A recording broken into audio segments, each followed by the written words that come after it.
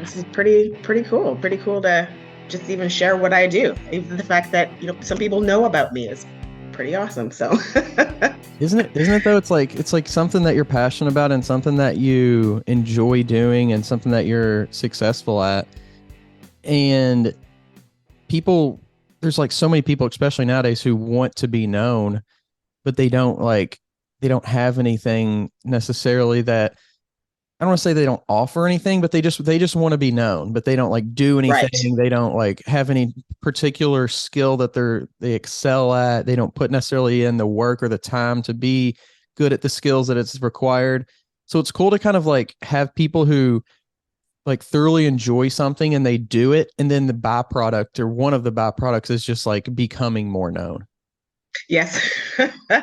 Yeah, that's exactly been my journey. I just like to do. I just like to go. My mom always said, you never let anybody stop you. And so that's just what I've done. And it's been pretty great that it's landed me, that kind of decision making has landed me in the world of bodybuilding. So yeah, it's really cool. I'm really looking forward to kind of learning more about that journey. So to start things off, just tell us a little bit about you and how you kind of got into the world of bodybuilding. Gosh, well, my name is Tamara Vahn, and uh, I'm a whole big package, a whole big package of a whole lot of things. Um, I got into bodybuilding more because I was looking for something to fuel my soul, and when I kind of started to find it at that time in my life, it just happened to be a stage in the bodybuilding world. So, I mean, weights wasn't new to me. A lot of people say, "How long have you been doing this?" But I was weights were introduced to me at quite a young age. It's probably about 12, and it was to fuel, me leveling up in my competitive swimming at the time, actually. And then it was just kind of sports specific from there. And in my, I guess, like mid to late 20s, I was going through a quarter life crisis, I call it. I was teaching a lot of dance. I grew up dancing, a lot of competitive sports, but dancing was my big one. And I was teaching dance, but I wasn't doing it. And I didn't realize that how much I missed being on stage myself and performing. And I was looking for a stage to do that. And at the time, So You Think You Can Dance came out, really great, production. But in those first 2 to 3 years, they had an age limit, and that age limit was 25. And for the first time in my life, I felt old. And I was 26, I think, when I discovered that. And so I was just looking for something that I could still be on stage and do, because I realized I just missed it. I was always fairly muscly, and I found sport aerobics. And then in Canada, there was some production, and they were bringing the sport aerobics division. And then they called everybody and said they had to cancel because they didn't have enough people registered. And then I found something similar called the fitness division at a show. And you had dance, but then you had to show, your physique. I thought, okay, fine. And I did my very first show, and I won, and just kind of got addicted from there. Fell in love with it. It just kind of brought me out of that phase, and I did well, um and I wanted to continue to do well and know more about it, and ended up getting my personal trainer certification and more certifications, and then a whole lot happened, and here I am. So it sounds like you're very competitive just by nature and it's something that you enjoy. But was whenever you got into bodybuilding, was it like I want to compete because I love competition, or was it like I want to compete and I want to win and I'm more like the it's more of the joy of winning, or is it more of the joy of competing? It was more the joy of competing, because I mean, I definitely like to win. That's always there, and I'm like, that's at the forefront going into every game day. I always want to win, but I know how short that lived that is, that moment. So I really enjoy just getting there. Everything about it, there's a team environment, all that kind of stuff. And when it was bodybuilding, I saw girls that were obviously better than me when I got to certain shows, certain levels of shows. And then I thought, oh, I would see what they did. I go, I want to do that. Oh, that physique looks great. I would like, I'd like more of that. Or it was just that kind of a progression. Although that competitive side really ties to that win, because I didn't want to take a long time to get my pro card either. Once I realized, it was like, oh yeah, in this competitive world, these are these goals, these are these achievements that people go for. It's like, great, okay, I want that, but not because I wanted the pro card. I actually wanted to get my card quickly, because my goal at that time when I first started this was to step on stage next to Adela Garcia. That's what I wanted. That's why I wanted to be that have that IFBB pro card at the time. At the time. It's so interesting, in a sport where there's like it's almost free reign for anybody to enter and to become part of it. It still feels like there's this like community aspect where people, really truly like respect each competitor and like what they do, and like, oh, even becoming a fan of like another competitor, like, oh, I want to stand on stage with this person, I want to compete with this person, Yes. I want to beat this person because I feel like I've learned a lot from them or whatever it is. Yeah. But kind of going back in time a little bit, when you first started to compete, did you have any like any struggles, anything that was, because bodybuilding is such like a lifestyle sport, it's really kind of all Yeah. encompassing. Was there any aspect or aspects that you struggled with? Yeah, lots. I started competing in the middle of a quite high powered, I guess, consulting career. So even though I was working my office was in Canada, most of my clients were in the US, so I was traveling a lot. I remember, so a lot of it's your meals. And it's being in that office culture. So a lot of times, I really get when people are like, oh, I can't do that. I work in an office. I can't eat like that. No, I get it. You can. But it is a challenge, because you're surrounded by an office culture where people, don't eat, or they eat like in 5 minutes, they wolf it all down, and nobody drinks water. Nobody gets up in a meeting to go to the bathroom. So you're in this kind of environment, but then you need to eat because you've got your times. You've learned all these, strategies about getting to stage. And sometimes it was even what we were allowed to bring over. There was a moment during this whole mad cow thing, I remember. And I remember I couldn't bring cooked beef over. I had to, so this was flank. I was eating a lot of flank at the time, and flank is expensive. And so I remember eating flank steak at like 5 in the morning, because this customs, you kill US customs in Canada, in Toronto. And so I remember eating flank steak at like 5 in the morning, because I'm like, I need this protein, number one. It's not going to waste. And it's expensive. This is a big deal here. So there were some, challenges. Yeah, all sorts of challenges. That was one big one. It's funny. My dad actually has been to Canada a few times for work, and it's interesting like what they what like experiences he's had just going across the border, and like, why are you bringing this? What's this for? Is this for business? Is this something you're selling? Yeah. Like all these different things that go into it. I don't think a lot of people, including myself, I've never actually done it, but I don't think a lot of people realize you just don't like bring, just bring everything, or at least you don't without some type of reason.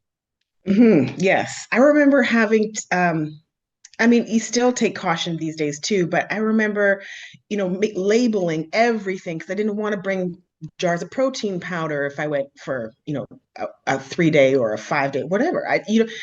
But if they opened it up, they needed to know. I remember all these like things were changing. And during this, there was a lot of changes with the border during that whole time. I mean, I started competing in 2005, and lots has happened with those borders especially over those, I'd say 2005 to 2015.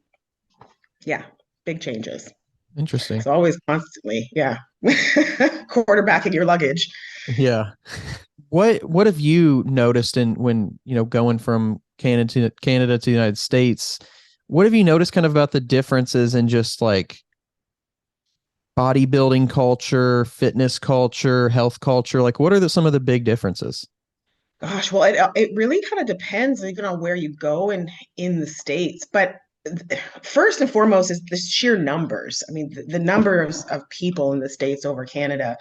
I mean, we're at 30 million versus 300 million. So just when you get into a city, and I'm, from Toronto, it's a big city, and you get into these other big cities, and you're like, well, I thought what I had was convenient, and there's a lot of choice. Well, these other big cities are even more convenient and have even more choice. So some of that kind of stuff is really nice on this side of the U.S. side of the border. The I would say there's a lot of there's a lot more opportunity, I think, for the amateurs for sure. On the US side, there's just a lot more shows. There's a lot more people. So there's just a lot more shows, a lot more promoters. There's, shows happening all the time in the US and almost all year round. So you can, if you want to be exposed to it, you can step into it almost any time through the year that you want. In Canada, it's a little bit, we're further spread apart. The communities, although very strong, are still spread apart. We have some that are really big in numbers, but then, some that are strong, but not big in numbers as being on this side. Um, and then the other thing too is sometimes the weather. Not everybody's impacted by the weather. I have one of my great fitness girlfriends who is from Calgary who, loves to do all that cardio in the snow and everything. I don't. I don't. So some people are impacted by it. Someone like me. So I find that, some of my strengths don't come out as fast, I guess, through the year as they could. But it's that's kind of what I see as the bigger differences. There's just a lot more exposure. There's just more of it here. And so when you do enjoy it, when you do become addicted to it, you do really love it. Um, it's really great. Having that much access is really, really great on the US side. Definitely, definitely. It's And inspiring. It's motivating to keep going. yeah, and I think along that same line, it's kind of a double-edged sword because with convenience of one thing is convenience in general a lot of times. And so we also have this convenience of like how quickly can this, how quickly can I get this DoorDash delivered from, McDonald's or whatever. How quickly, with the convenience is a lot of great things. It's kind of like with great power comes great responsibility, right? You have to Mm-hmm. be able to wield the tools in a productive way to build Yes. yourself with that tool instead of using that tool to really start to break things down. And something that I'm curious about, you know, you being from Canada is I feel like here in America, and you mentioned like it's so big, it's so many people, so many large cities. I just feel like there's a lot of people who are kind of frustrated, who are, with like health in America in terms of Mm-hmm. kind of like this, we can call it the system. Let's just call it that. It's not my favorite Yeah. word, but it kind of encompasses it all. What is it like in Canada? Because it is kind of like it's a smaller population. It's a very large country, of course, but a very much smaller population. Um, does it feel more like personable? Does it feel more like there's less of like stuff hidden behind the curtain there? Health in general. Like with health and with like education with health, because I feel like here we don't really know that much. Even people who think they know kind of a little bit of like health and fitness, like Yeah. stuff that was put in our foods, put on our foods, stuff that isn't taught Yes. like why we should be eating these Yes. things and not like, does it feel like in Canada it's more like open, more anything like that? I don't feel that it's significantly better. I feel just with the number of people that I come across in every day that's just, don't don't know the importance of drinking water. We were all kind of in school taught very similarly, and that was more brought about by other factors, other organizations influencing, the teaching, so to speak. So that we definitely have in Canada. I don't really think too much of it is better. Although what I will say is that some of the requirements on labeling packages, things like that, we have a few more requirements than on the US side. So from a packaging perspective, yes, I think we're definitely better on that side. But it's definitely not 100%. There's still tons of stuff that, get put in there like natural flavor, right? It could be a million things. And so you're not necessarily, there's still some big gaps in terms of having to come clean with exactly everything that's, in stuff. But yeah, I mean, health, that kind of wave products, marketing. I have this love-hate relationship with marketing because it was part of my first career, but I'm so I'm pro-human. To be I say that in a really big way. I just I want I want people to just be better and know better and do better as much as possible. So some of the marketing stuff I don't really like, but yeah, I do think there's a definitely still a big gap on both sides of the country when it comes to that health and just really teaching and educating. Even, I mean, we went through, I don't know if you guys went through a change here, but we went through a food guide change. Yeah, very recently. Yeah, Yeah. Yeah. yeah. Ours came out, I think, 2 years ago or something. It's, yes, it was a good change, a change. Was it what it should be? No, I actually disagree with what, and I don't think that it's right. I don't think that is great. I think they missed the ball in terms of all the information we do know. So things like that, I don't think we're there yet. It's almost embarrassing, like when you look at the government's information that they put out on health and like diet and stuff, like the Yeah. I don't understand like what the motive really is there, because you wouldn't tell that same advice to like a high performance athlete, right? So why are you telling it Yes. to general population people who really don't know any better? Um, it's like I said, it's just so frustrating how, whether it's like a lack of knowledge by the government, which you wouldn't think it would be, or like some type of ulterior motive or ulterior funding or whatever it might be. It's like, Yeah. what is pushing this type of just really almost mind-blowingly dumb information? Yeah. And I think that's a great debate and a great philosophical one, which I love. And you just unfortunately can never get to the point of really knowing because sometimes those levers can just be so big and like the Wizard of Oz, Right. however many there are back there. We can go on. I love this stuff. Yeah, you're right. Like who's pushing, who's inhibiting some of this information. I mean, I remember I do a lot of I walk a lot in the morning and I'll do a lot of video messages. Sometimes it's just a video journal. Sometimes I'm messaging out to my clients. And I remember there was one time where and it was probably in the last 6 months, and I made a decision. I said, I am not going to be convincing people anymore that they need to drink water for their health. It was a full on thing that I had to say out loud.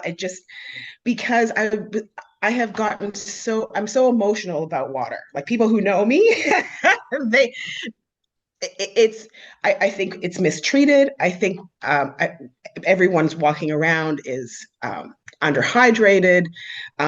Everyone wants to say that they drink it. Everyone wants to say they know. Everyone, even your doctors don't really push it. Like they don't.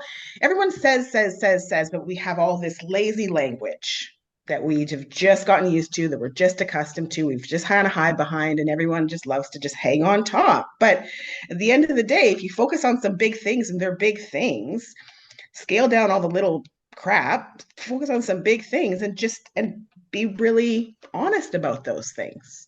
Yeah. Like I know I kind of tie this back to water, but this is one of those things. It's like I don't really feel that. I think this is kind of like a life or death. I shouldn't need to convince you to drink water, but yet it is one of the first habits that I teach with all my clients. Yeah.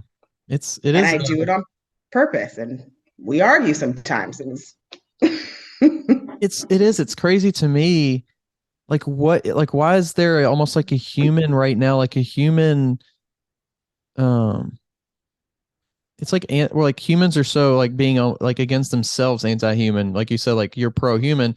Like people are almost like anti like their own life in so many ways. Like they don't like when I just hear people saying, I just want to have fun while I can, or whatever it is, like I have one life or whatever. Yeah. Those things, like I don't understand why people think they're mutually exclusive like entities. Like you can do both things. I feel like Yeah. being a healthier person, okay, you have one life, then make it longer. You want to have fun, okay, this is how you have more fun. This is how you're, Yeah. you can not be, you don't have to be worried about necessarily sitting on the, being on the couch when you're 70 years old. You can go out and do whatever you want until until you die in some case. Like I don't really Yep. get where that came from. Where like if I want to have fun, I don't have to, I can just like do anything I want now and not worry about what happens later kind of deal. I don't know where it comes from either.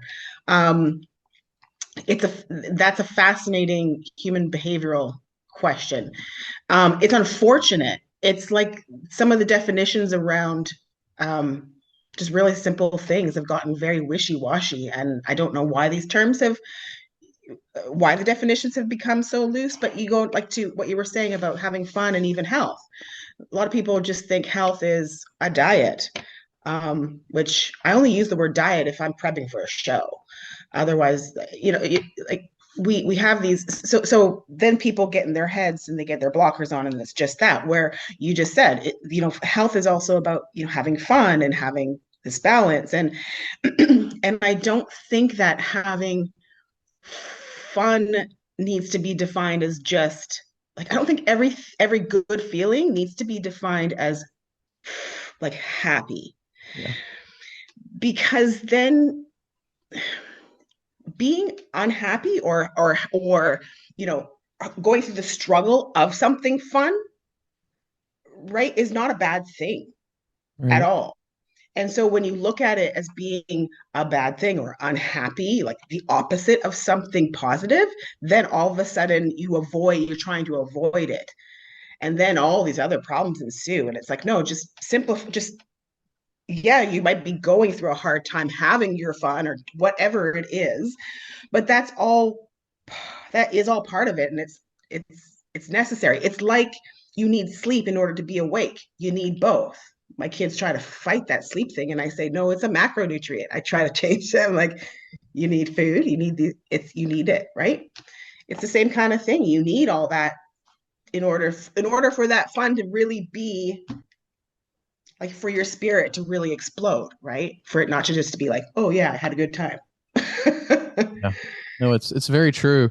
It's like imposing discipline on yourself isn't necessarily like enjoying it in the moment, but whenever you're like you look back, even like, okay, you wake up at 5 a.m., you go work out. After you work out and you realize that you just like did something almost kind of special in a way because you went against like your initial feelings, it makes you feel so much better than like almost anything could. Like Mhm.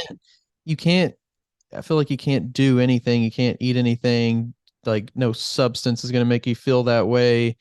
It's this like empowering, you feel like you're capable, you feel like almost you feel like you're special, like, and it Yeah. makes it's almost even more, I feel like sometimes these days for me, because not that I'm like the only one doing it, of course, but you become a part of this smaller minority of people doing it. And you're like, what is really like holding me back from doing anything in any situation? Because I just proved to myself I can do this. Like I can do anything. Yeah. Yeah. Yeah. We get older and we stop trying, Right. right? We just stop putting ourselves in those uncomfortable positions. I don't know why. This is something I look at a lot because my kids are fairly small, and I don't want them to grow up getting slower, right? Yeah. Especially in this industry, we see it all the time, and then we see people trying to get back, and they can Usually that's when they're hurt because they get back too quickly. They don't understand their bodies. But that's a whole other thing. But yeah, I don't, it's we lose it. And to a certain degree, they'll lose it a little bit, but I'm trying to, avoid that gap. There's a whole tons of people that just don't like to be uncomfortable, but all we were ever, when you're a baby, that's what you don't even know that you're uncomfortable. You just go, oh, I can't walk, I need to. Yeah. This episode is brought to you by Move Your Body Apparel, a Lexington-based, community-ran premium activewear brand that promotes the importance of daily movement. Save 20% off your first order with the link below or use code TWR20 online at mybapparel.com. If you're tired of searching for a coach or trainer, somebody who knows what they're talking about and has experience, make sure you go check out the new Coach's Corner on weightroompodcast.com. You can find quality, qualified coaches to help you achieve your goals, whether that's in bodybuilding or just general fitness. Stop wasting time and start achieving your goals today. The link to the Coach's Corner is down in the description below. Very true. Very true. And kind of on a tangent of a tangent, it almost feels like to me like the more that you know, or at least, like I said, to me, the more that I know, it almost like becomes a little sad. It comes like, it's like the weight of knowing something, like the weight of knowing, I guess kind of going back to what we were talking about before a little bit with like understanding trying to think of like an example, like carcinogens, like understanding the carcinogens that are like in everyday products or in the foods that we eat. And then it just becomes like knowing that it's almost like it's saddening. It makes you want to do better, and it makes you want to, or makes me want to like try to do better and try to, I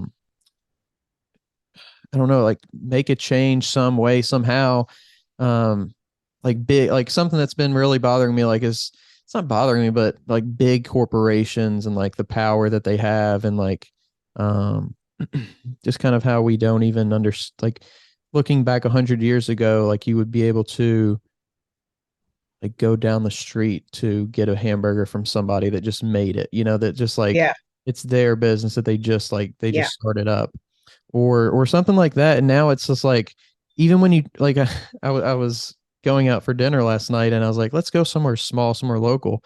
And we did. And we got there and I was like, kind of feeling good. And I was like looking around, and the things that I saw were like Coca-Cola. And I was like, even like the stuff that like, even the supplies are coming from big corporations. And it's like, how do you, and I'm not saying there's anything wrong with big, but like, how do we like make things smaller so they become more understandable, they become more honest, they become less powerful in terms of like pulling the wool over our eyes? Like, to me, it's just, that is almost like the foundation of why things are so messed up, is because you can pay for, 1,000 articles to go out about pro this or con that. Yeah. Absolutely. It is. We've almost done it to ourselves with in the last, like you said, almost in the last 100 years. There was industrialization, and we just, doing things faster, more efficient, and the world just got addicted to it, the convenience. And then, we're slowly, I wouldn't even say we're catching up. It's just that we're just learning more about the impacts of everything that's happened. It's just the way we do things is on such a fast scale. And we did it, like I said, to ourselves, previous generations. But it's hard. It almost feels debilitating because you feel like all you can do is the small stuff, but that is all you can do. And there's times where you just, yes, it's a bit overwhelming, and you're thinking, oh, well, I'm just this tiny person, and I'm just supporting this local, grocery store, or this, restaurant or something. But, then you feel, oh, well, this is, I'm never going to make a dent in my lifetime. But small things do make a dent. And in the time, and when you're having that overwhelming feeling, like I know I've been there myself, and you're just like for, I don't know, a day, 2 days, 3 days, whatever, you're just in this cloud of awe, and you can't do anything, and you feel paralyzed. Okay, fine. You go through it and you process that. That's a real thing. But but the small things do. And it's kind of like, I have to go to a movie analogy, but when um you have kind of like the fabric of time, and like someone pulls at this little string and it ripples all the way through, like that is a real thing. We just don't necessarily always know it if we've had that conversation with that person at the small restaurant and or wherever, and how it impacted down the line. But some of those little things can be small. Now, going to like the restaurant example, I agree. There's for the person who is they're wanting to do something, but then they still need to you know maybe not spend so much money, and so some of that Coca-Cola product is cheaper for them to buy. Okay, right? But then who knows? Maybe the next restaurant they do will be a little more homier and not that. Once they kind of get feedback from people like you who love it, who want to support it, right? But I think it's communicating that too. We're very, very apt. I remember learning this in biz school. You'll tell way more people if you've had a bad experience than a good experience, right? So people know that, great, but you have to also change it. So you have to go out of your way to share a good experience. Yeah. No, I think that's very true. Actually, my dad has owned a small business for the last 40 years or so, and it's become very obvious to me that anger is much more of like a shareable emotion than happiness. It's Yes. much more of like a grabby thing. It'll stop people. People are more likely to go on and leave a review if something negative happens and if something positive happens. Yeah, that's right. That's right. So interesting. It's tough. And it's work to try to change that. And I know it's also work on the business owner side too. I'm the same way. I mean, I'm a great consultant, but then I don't necessarily do everything for myself all the time too. But I a little shy sometimes. People might be shocked when I say that, but you have to, I know as a business owner, you need to go and say, can you write a review for me? Like, you need to send them messages or this or that. You need to contact them to try to get that, create that action to happen for you. But even, when you're the small business owner, and sometimes I know those avenues are a bit tough, or you're just in it, those things get lost because you're in doing other things with the business. And I know, definitely. Or maybe you feel shy to ask. Yeah, for sure. Yeah, I think all that real things. It plays a role. All those things definitely play a role in kind of like this human to business experience, I feel like. But kind of getting back to your bodybuilding experience. When you were talking about like you wanted to get that pro card because you wanted to, stand up on stage with these people and like compete against them. And was that to you? Did you feel like that was like an exciting thing? Like, this is really cool. Or did you more feel like, man, I had the right word for it, but did you feel like it was more exciting, or did you feel like it was more of like let me prove myself. I want to show these people that I'm on their level? Ooh. No one's ever put it to me like that before, but I would probably say both. And that second part is that competitive side. I just, because if I'm not good at something, but I kind of like it, I also will strive to be good at it.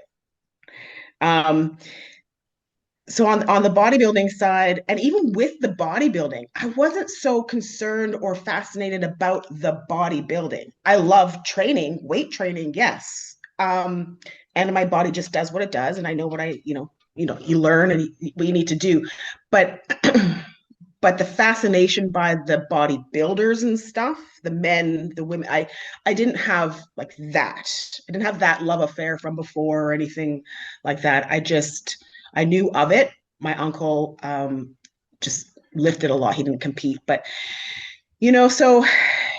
so in competition, definitely very exciting. At the time, I liked the 50-50 judging for fitness, 50 on the physique and 50 on the routine. The routine is, because I come from that dance world, was always very exciting. I've been a dance teacher for ever. So I do my own choreography was really interesting to learn the fitness. Like it was almost like I was exposed to leveling up my choreography, or my creative ability as a choreographer, because now it was not just dance, and not you're just learning how to cover the stage from a dance perspective, but now you've got to incorporate these fitness things. But then how do you also hit dance strategy? Because I look at a stage in a certain way, but then have all this fitness stuff too, and then the conditioning for it and the practice for it, and I do like that. I always say the fitness category, we're athletic bodybuilders, and I like that. I like to be sporty, not just stay in the weight room. So definitely exciting on that side of things. But yeah, I like knowing what could be, and then trying to step into that, but step into it my way too. So then just knowing where the other girls were at, Adela and Jen Hendershot, and yeah, Monica Brand. And that's exciting to stand on stage there.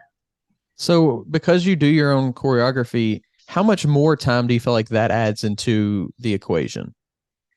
It to be honest, it depends how much time I have to the show. Um, so obviously the more time, the more run up you have, the more lead time, the better. Just because the longer you have to be creative, to come up with something, to condition a routine, to, if you're going to have an injury, to get over it, all that kind of stuff. I'm a little bit notorious for being in situations where my routines kind of come together 3 to 5 weeks before a show, for whatever the reasons are happening in my life. They've all been different. But then I've been doing this for such a long time. That's part of my my abilities, my skill. I'm really good at that. I wouldn't say for other athletes to go ahead and look to do that, but I've been able to. I'll give you two kind of scenarios. On one side, when I have a long time to prep, a long lead up before a show, it might not all come together. I'm always looking for either music that hits me in some way, shape, or form. I got to feel that music some way. Then I run it through filters. So I've got to feel it, but then I also got to think through, okay, all the different judges that I know, would they move in their seats to it or not? Then the audience, and they're usually my big thing, is this going to make the audience? Are they going to be smiling, regardless of what genre they like, rock and roll, heavy metal, I don't care, but is it going to be like, and I think like that. So will it be something that will capture them?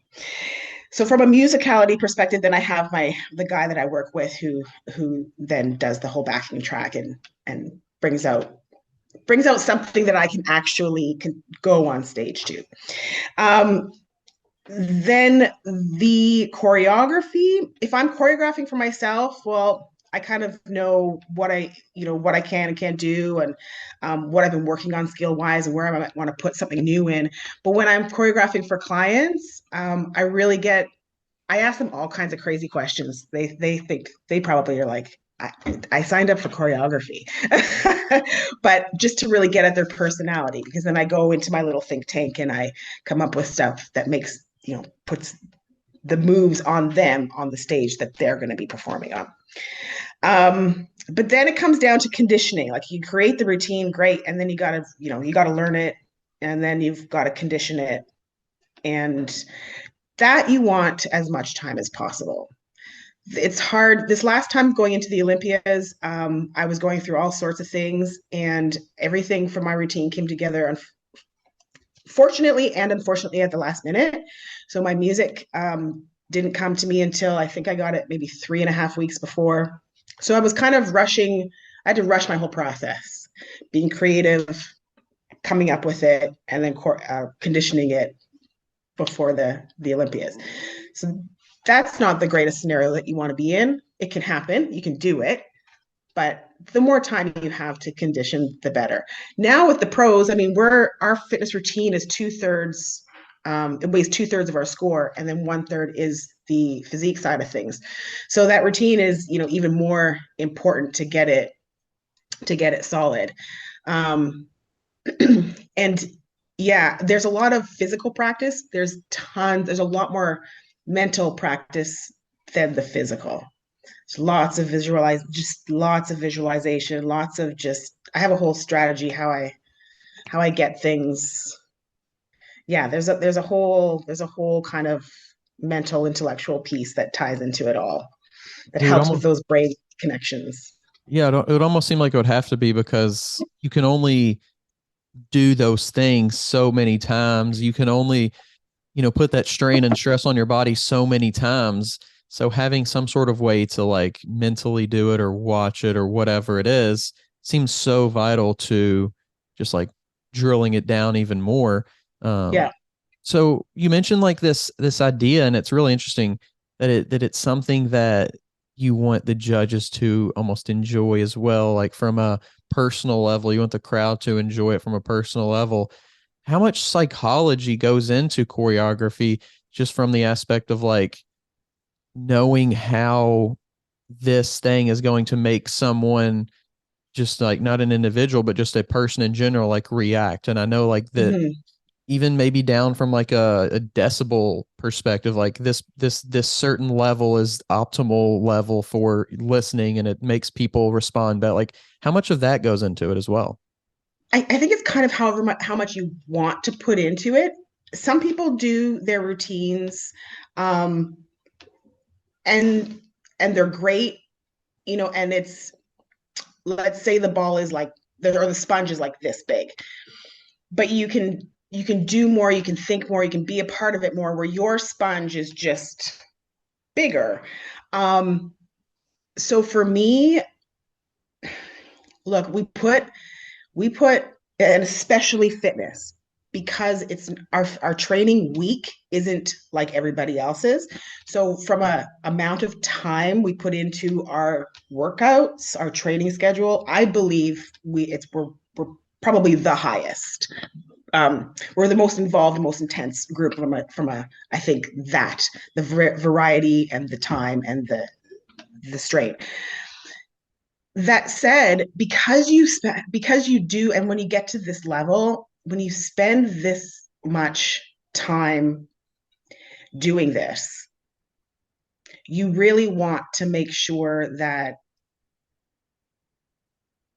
you've really given it everything you've got. And if you kind of got to look at why you're doing it. Um, I think people in an audience, and I've been sitting in audiences watching all kinds of stage productions for years since I was a kid. And I think when you're sitting in that audience, you can tell when someone is like, when they're good, and you can tell when they're like great, right? You feel it. You can go to a theater performance and feel, or a concert and hear a song and be like, yeah, okay. And then you can hear maybe like the live version, and then but they really got you, and it moves you, and maybe someone like moves someone to tears. Like when you can, I think that not only, I think that can actually be a real thing, that level of transferring energy from you to an audience. And then the same thing from an audience, you have to, I think as an athlete, you have to demand that back from an audience back to you, especially in fitness. You got 2 minutes of just going, making it look like it's a piece of cake out there, right? You need the audience to help you along, because like sprinting for 10 seconds, let alone 2 minutes, is a hard ask. Yeah. So it's great to have that energy come back to you. um, I think it's important that, especially for the judges, I mean, you don't want them to be bored, that's for sure. They're the ones giving you scores. But you also want to be memorable. And if you're on 20 girls competing 2-minute routines, not all those judges are ex-gymnasts or ex-dancers or, like concert production people. They don't all have that background. So you don't want to give them an opportunity to not give you 100%. Yeah. That's a very interesting idea that I've never thought about. Like from the physique aspect, like all of the judges definitely are like proficient at that for sure, especially at the highest levels. Does it come into play where you like simplification of things so people do maybe understand what's going on a little bit more, just like the average person that is judging when they don't necessarily have that super in-depth background? Yeah, definitely. I think that yes, I've had times where, I look at a move and I think it's super complicated. And so you kind of go to you got to go to the skating world, right? It's super complicated, and so it must be like technical, lots of points, things like that. Or you see other girls do some stuff, and you're like, okay, super complicated. That like I know what it takes physically to do that. That's really complicated. But then there could be a judge out there that looks at that and goes, like it just didn't wow them. They don't Right. know how your body gets into it, so they don't know how difficult it actually is. So I kind of, and this has been developed over the years of just watching shows and so I kind of look at skills to be okay. Well, I want it to be I want a certain degree of complexity and um and some moves that are technically challenging and difficult, definitely. But at the same time, I got to do this for 2 minutes. So I need some stuff that maybe looks interesting, but isn't so hard for me to execute. Now, what easy for me might be difficult for somebody else, and vice versa, right? So then we kind of that's why we're all different. But yes, so you also want to pepper out some of those things that are easy for you to get through, or move you from here to here, or give you time to rest or catch your breath, or flash a smile or something, but doesn't but looks like it's interesting or wow to somebody that doesn't know that it's not the most technically advanced thing. Right. You try to weigh that up, definitely, to play little, yes, not like you're deliberately playing tricks on the judges or anything like that, but yeah, you want to try and make everything on stage look as visually appealing and exciting as you can, and Right. then you're just kind of negotiating. Yeah. You're kind of delivering it to the level of the person's understanding a little bit. Mm-hmm, mm-hmm. And to your your strengths as well. Right. And it's got to be varied. I think some routines that are just focused on one type of genre, like if you just have a girl that flips, like just tumbles, well then it's a gymnastics routine. It's not really like a fitness thing. You need the fitness category in the world of bodybuilding, I think, is so special and has such a huge opportunity because it's it's like the intersection of a variety of sports that have come together, and the only platform it has is bodybuilding.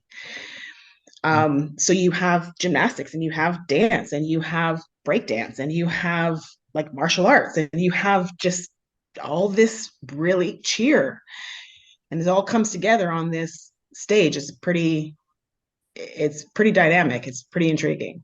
Yeah. And it almost Yeah. feels like you said, it has this opportunity to where I think a lot of people can appreciate, like when you look at the physiques, a lot of people can look at that and be awed, they can say, wow, that's crazy. But from like a strictly performance and almost entertainment aspects, fitness really does. I never kind of thought about it like that, but fitness really does almost offer this opportunity for the sport to push it as this performance and like, hey, come see this performance. Like, even Mhm. if you don't care about how these people look necessarily, this is something that will like be really cool to you. It doesn't matter, your training, doesn't matter if you like to, Yeah. work out. This is just kind of like a cool thing to watch. I've never really thought about it like that, but that's very true. Yeah. Like I said, we're athletic bodybuilders. I think it's also very cool. People are very fascinated with muscle, but this muscle really moves Yeah. on all these ladies. It's it's really cool to add that athletic component in. But whenever you reach that Olympia level for the first time and you realize, oh my gosh, I'm going to be standing up there, like what to you? Tell us a little bit about that experience and kind of like some realizations you had because like, hey, now I'm like I wanted to go pro so I could do this, but now I'm even like at the next tier. Yes. So I had lots of really great emotions and memories from that first Olympias. First and foremost, when I stepped on that stage to do my routine, I have been on a number of stages, big stages, stadiums, but I stepped on that stage, and inside I said to myself, this is the stage I'm supposed to be on. And it was a personal thing, and it was just such a feeling. And it was like, yeah, this is the stage I'm supposed to be on. And so then it was like the beginning. That right there for me was just like, okay, you were fine, but now like it's time to step into the next level of your abilities. That was super exciting. So I got super addicted to the Olympias, I'll tell you that. At the same time, I had you realize that you're one of a very few group of people that get to go. And so it wasn't pressure like a regular show. It was, this is a car show. It's gonna we are the best of the best. That was really good. That was really good mentally, to be a good mental space to be in. Because I really enjoyed that whole experience from the moment I got off the plane to like the moment I left. I just took it all in, and that's really what it was about. We were all there. We were all great. It was really just going to be which card does the judge, like that day. I watched it back and I went, I'm the worst critique. I am the hardest critique out of anybody. So I watch my routines and I go, I don't like that. I didn't do that. I didn't do that right. So I do all that, but still it was pretty phenomenal for being there. I was in awe when I watched it on the pay-per-view, because then it was like, oh, I'm a real athlete. Like, like your name is up there, and that's a really special thing. I think I've come across some people that are in awe of meeting me, and I'm like, what do you mean? Like, I'm surprised you even know my name. And they're like, oh yeah, we know who you are. We follow you. And it's like, but I'm in awe of seeing that kind of stuff. Like so that was just, I was over the moon, that kind of thing. But not the kind of thing, like, it doesn't get me egotistical. I don't know. I kind of think that's almost a once in a lifetime thing. I'll try to not recreate the same thing, but I like to have experiences in this life. So the fact that I've now been there, 3 times is it's still like my first time going there. But it was life-changing in a good way. Like you said, it just opened me up to that next level of where I saw myself and my abilities. This podcast is sponsored by Smoking Gun Coffee, a veteran-owned coffee company that strives to give back to those in need. Don't forget to use code TWR10 for a 10% discount at checkout. This episode is brought to you by Move Your Body Apparel, a Lexington-based, community-ran premium activewear brand that promotes the importance of daily movement. Save 20% off your first order with the link below, or use code TWR20. Online at mybapparel.com.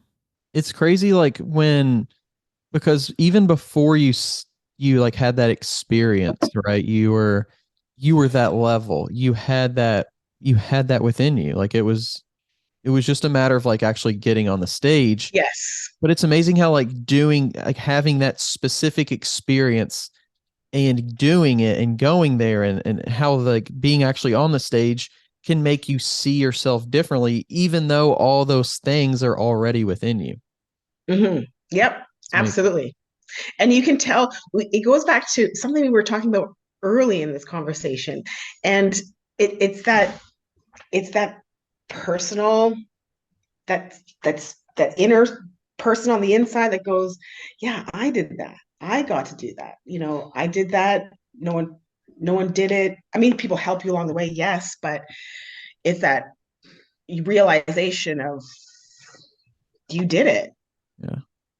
You got from one place to another, where regardless, like, however that happened. And that first Olympias, that one was a challenge. Like, I was having lots of conversations with my sports psychologist going into that. I had because the last show that that qualified me in the points to even get there was probably the worst performance I've done on a stage in my entire life. Like it was just, but I, but you go, you have to get, you do what you do. And thankfully I have this amazing sports psychologist, but to get over these challenges and these hurdles, because had I not, I wouldn't have had that experience of being like, wow, this is the Olympias. This is different. And it's pretty amazing. It's crazy. Like whenever you have that realization that like that you did it and that you can do it, when you know that, it almost like makes you think the potential to do anything is there. Like if it Yes. weren't this, like I could be doing something else. Like, and everybody has that pretty much. Like I feel like everybody has that that possibility within them. Yeah. It's a matter. It's and like I go back to it, but it's so weird that we need these experiences to like reaffirm that. But realistically, if we just know that we are already the Olympia winner, even though Yeah. we haven't even started training yet, or we are already like, the an astronaut, even though we haven't even went to school Yeah. yet. It's just a Yeah. matter of taking these steps to actually like get ourselves on the path and like climb the ladder to get there. But the person that is actually already alive and it's already inside you. You just got to bring that Yeah. person out. Yeah. And the ladder, like life is the ladder. Like it's for a lot of people, it's you got to get on the ladder, right?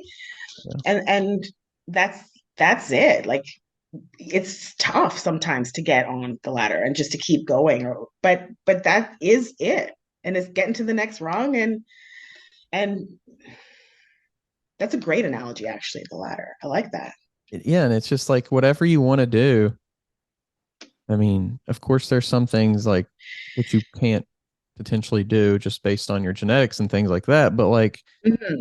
you can still strive and you can still like take that Oh path yeah, because it'll take you somewhere worth going, really. Like yeah, even if you're not going to yeah, reach that particular destination, you're going to just by doing the things, just by going through the motions of like the actions of doing the things, you're going to get to this place where you might not ever have even imagined going there, but it'll be a place kind of worth ending up just by doing it. hmm yeah, yeah, yeah. It is, and I think people forget too that you know any change is you need to unearth something along. If you're creating a new path, if you want to get to that tree, you want to get to that flower bed, you have to unearth some earth, right? So you've got to get there. You got to pull out some weeds or whatever. You got to change something in order to get there.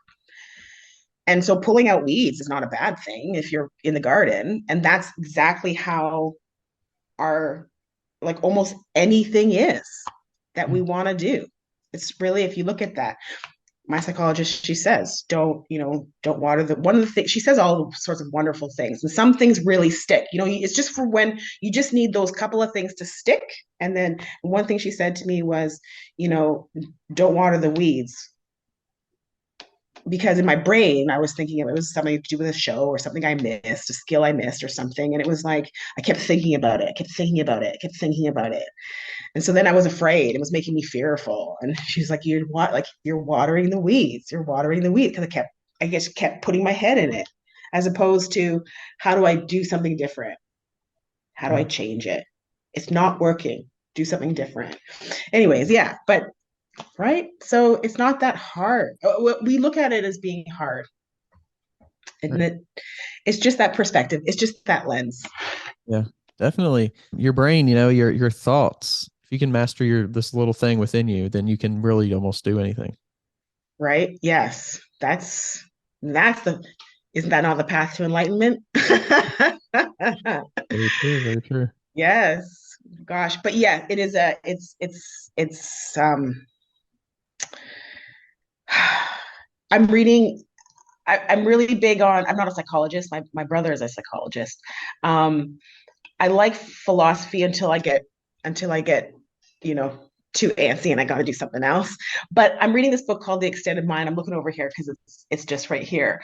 Um, And it's just fascinating. It just has different chapters talk about different stuff, but it's one of the chapters I'm on right now talks about um, how the mind um, thinks through movement, and so just how the mind can and can't think through different types of movement and what it can unearth and what it can inhibit. It's phenomenal stuff, but very much so. There's a time where it would be amazing if you could, you know, talk to yourself in a different way, right? Like your brain, your muscles, everything. If you could just talk on the inside, that would be fabulous. But yeah, just times where you need to access that part would be great to know some information. And then times where you kind of need to just turn it off, be like, no, we can't listen to you. We just got to go. The body now just needs to do. That would be great if we could Yeah, turn it on off. that would be a Right. very interesting human Yeah. experience. Yeah. Yeah, absolutely. But it can definitely inhibit us or it can definitely fuel us. We're really, we connected on Instagram and stuff. And so you get a lot of I always find Motivation Monday. I always find that very difficult. Especially because I fell into this role of being inspirational to people. So I always felt this pressure to be doing this Motivational Monday post when I was never, I'm like, not everybody's super motivational on a Monday morning.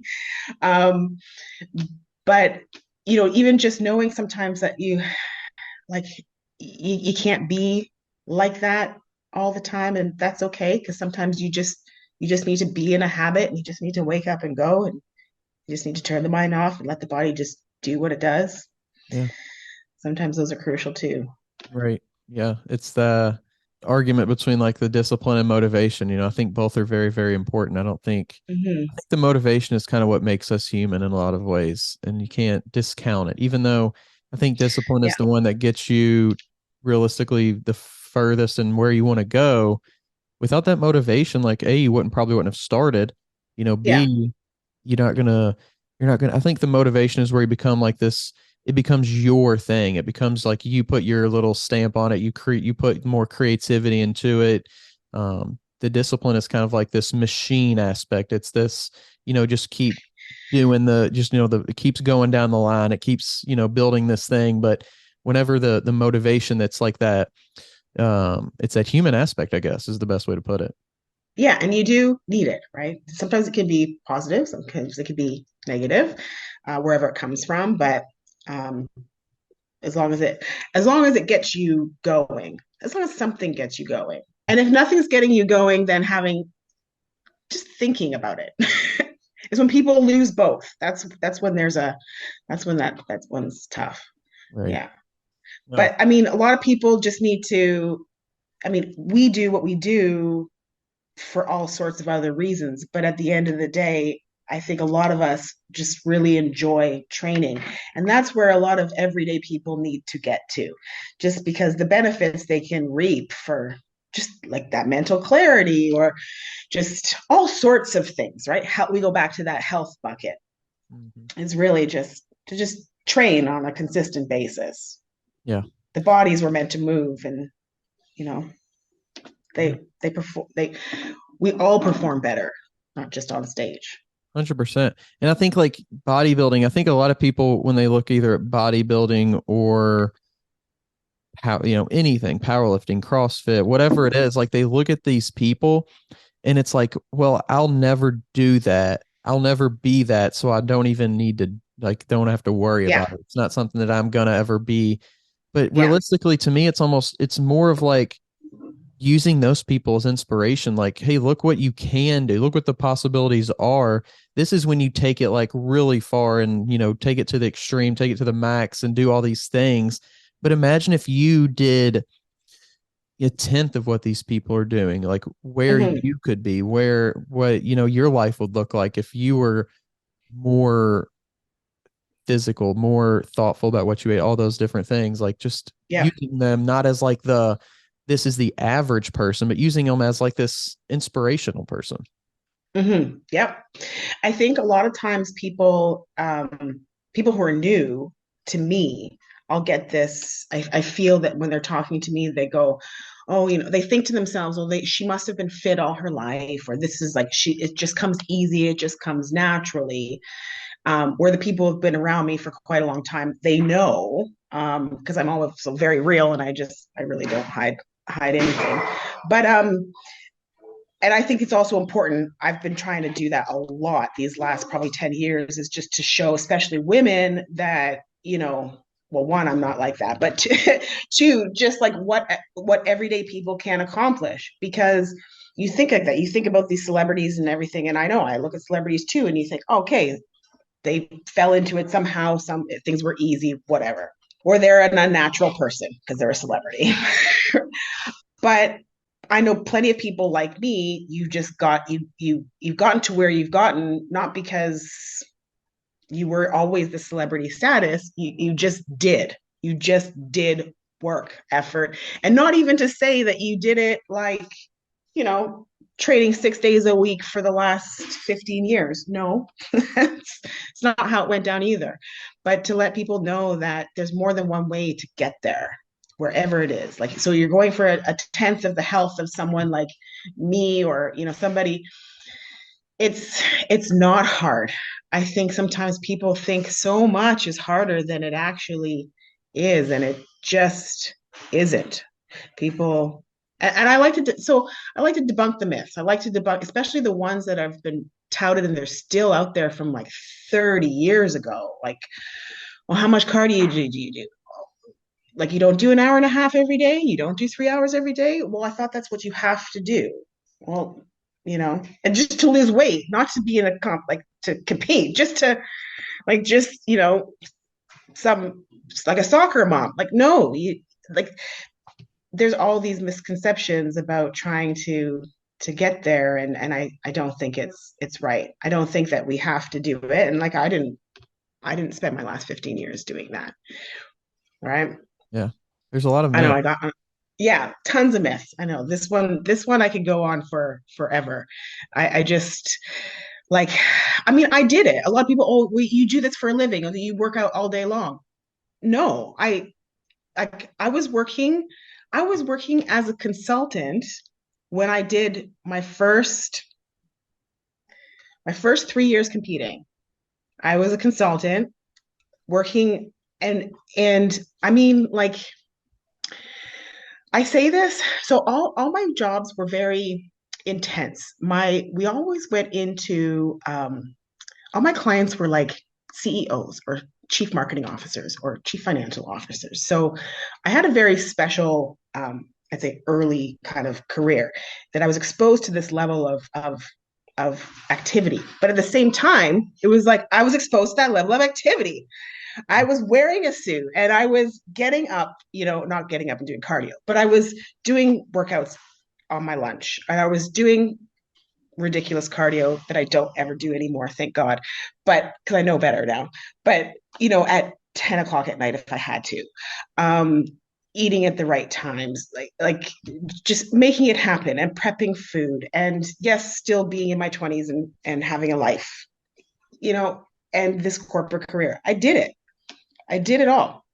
So when people tell me that they can't, when women tell me that they can't, I go, okay, well, I don't believe you. So, and I can show you. And then they go, well, you've never been fat. I go, yeah, I can show you that too. Oh, you never had kids. Oh yeah, I can show you that too.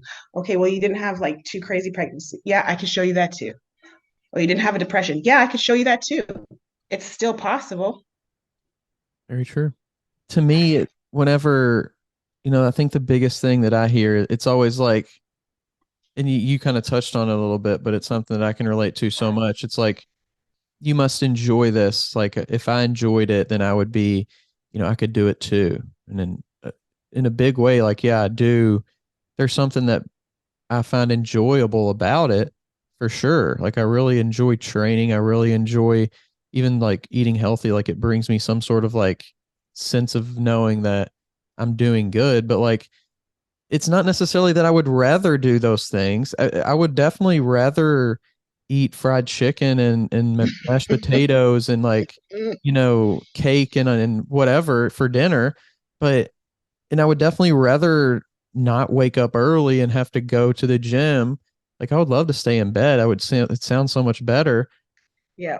But I don't know. It's like the enjoyment isn't the main aspect. It's the fact that I'm choosing to do this. That's what it's almost like, and it's not intentional, but it's almost like a little bit of disrespect. It's like, oh, you don't have to like try. You don't have to put a lot into this because you just enjoy it. Yeah. Right. I think, there's always going to be some aspect of something that you don't enjoy. Like, there's got to be, when you go to the gym, there's got to be some exercises you don't enjoy and some you do, right? Bulgarian split squats. Aren't they the devil? Definitely. Everyone's got their thing. Yeah, I don't like lunges at all. Yeah, very rare you'd ever see me do those. But yeah, it's you're right. It's choosing, and then and when you're an adult, there's a whole lifetime of choosing, and I think you get to the point, or ideally, you want to get to the point where you've lived in different skins in a sense, and then you're aware enough to make better choices. Yeah.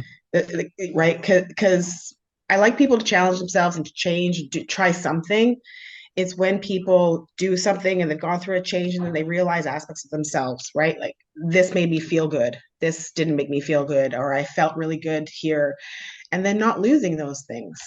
You can almost like catalog that too. You can almost like put that on paper and be like, oh, I felt good today when I did this. Like, I felt good, even if it's like, you can do it for anything. Like, I felt good for 5 minutes after I ate this donut. I felt bad for an hour, or, like my stomach hurt for the rest of the day.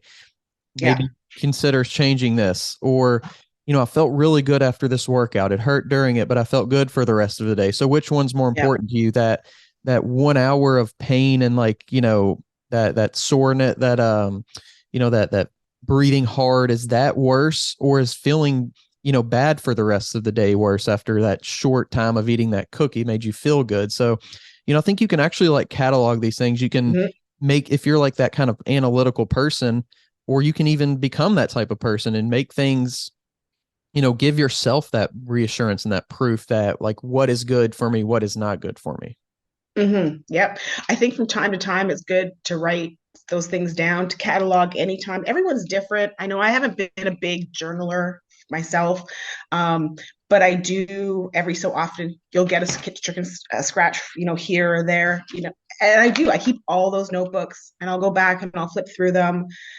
Some people have that, like I said, like I've got that psychologist, so every so often she reminds me, but not everybody has the ability, or they're making the effort to put someone like that in their life, right? So it is just knowing that is a super huge tool, just to be able to ask yourself, what was, when I was feeling better, and usually that's when you have to ask yourself when you're not feeling great, but when I was feeling better, what was going on? What was good about that? And then, you just re-ask yourself. And it's good to ask those like time and time again, like over your years, because they'll change, right? Every 3-5 years, you're changing. What you like is changing. What what you want, what you'll settle for, what you won't. It all changes. We go, to the, what's valuable, what's more or less valuable in our decision making. So for donuts, for me, donuts is a big thing for me.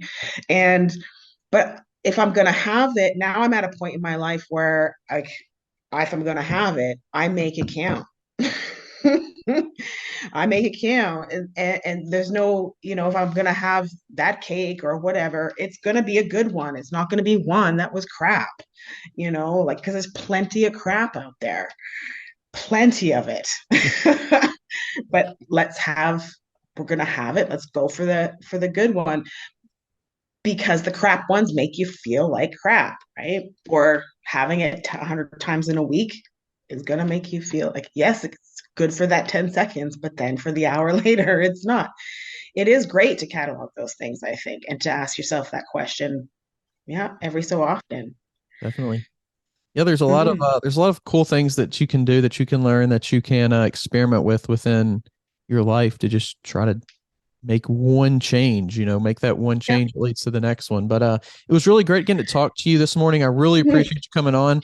Actually, I would love to continue to talk. I just have another meeting here in just a few minutes. Yes, me too. Well, I think, and I was just going to say to your last thing that you just said there, I think we run a lot, and I'm kind of guilty of it too. You run so fast, you forget to walk. But I think someone said this to me: inch by inch is a cinch, yard by yard is hard.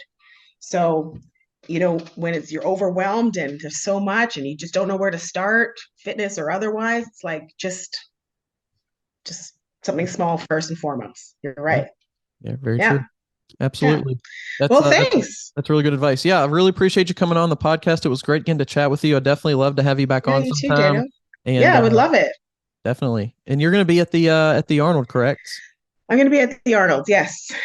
3 weeks. Cool. This will be my second. I was there last year, was my first invite. So, which was, super special. So really cool. Yeah. Well, good. Well, hopefully I can see you then. Yeah, definitely. I really look forward to getting to a chance to meet you in person, hopefully. Yeah, that would be great. Good chatting with you, Daniel. Call me anytime. It was wonderful. Thank you very much. All right. Have a good Saturday. Thanks. You too.